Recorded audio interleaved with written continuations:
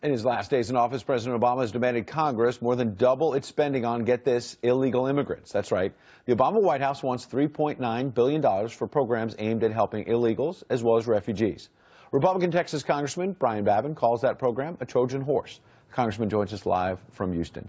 Good evening, Congressman. I wonder, what's your beef with the spending of the money, and we'll break it down. My beef is that the top priority of us as American elected officials is to keep Americans safe. And we've seen over and over again the refugee program turning into a Trojan horse, not only in Western Europe, as we've seen, but also right here in America.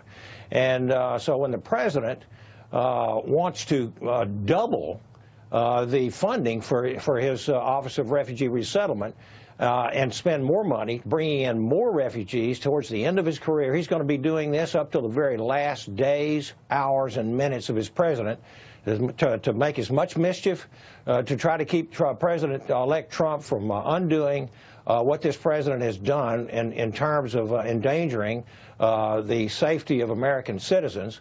And so President Trump will be advantaged. He's trying to, he's also dismantled our national security entry-exit system to make it more difficult for Mr. Trump to undo these refugees that the president is trying to bring in. And so it's just trying to throw as many roadblocks in the way as he possibly can. So the president... Yeah, let's dig deeper on that then. But in terms of the refugees, you bet. It's a Christmas season. I would assume that at least some of these refugees you're willing to spend some taxpayer money on, because you would acknowledge they're not likely terrorists. You want to sort out the good from the bad, obviously. And here in the Christmas season, you do want to help some of those people who are coming over legitimately as refugees. Absolutely, Ed. We want to help those people in safe zones right where they are, near their homelands. We're a compassionate nation. America always has been. We don't want to bring them into the country.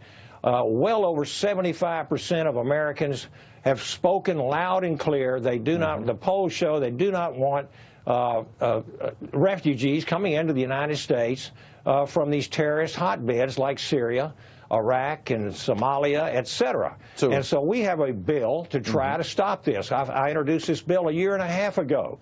It has to get to the floor. Americans have spoke. They will not tolerate anything other than stopping this program so that we can keep safe and make sure that our children and our citizens are safe. That's our first priority, our highest priority. Congressman, last question. Officials. President-elect Trump, as you mentioned, has talked about extreme vetting. What's the line there? What would your bill do so that we could separate the good from the bad?